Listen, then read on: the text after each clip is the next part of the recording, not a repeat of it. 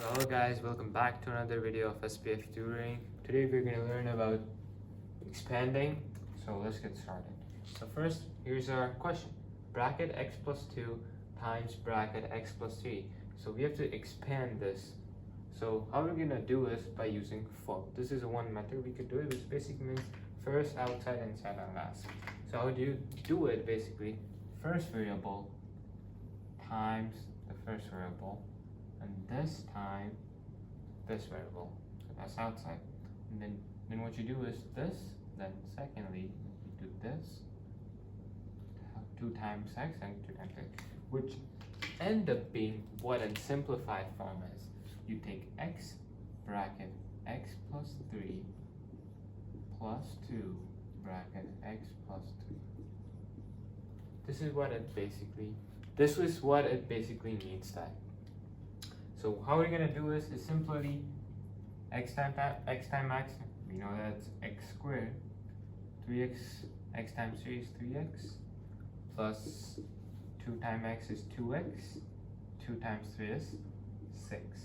You get that? You add the like terms.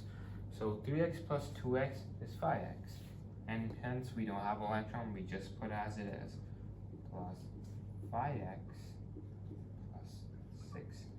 So this is our expanded form of this. So now we'll do another example, which is a tougher one.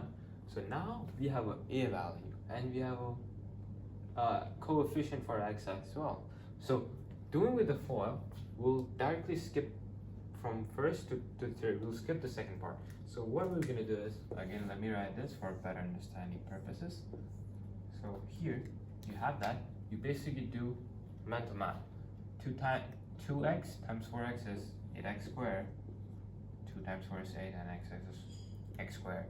Then 2 times x is 2x. 1 is same thing. That is 3 times 4 is 12x, and 3 times 1 is 3. You have that. You add the like terms. So 8x squared plus 14x plus 3.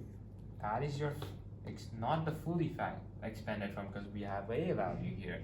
So what is going to happen, we'll do a bigger bracket times 5 bracket. So now you multiply 5 with each term. Okay, so 5 times 8 is 40x squared. 5 times 14 is 70x, and 5 times 3, 15. So that is our expanded form of this. That's all for this video. See you in the next video. Thanks for watching.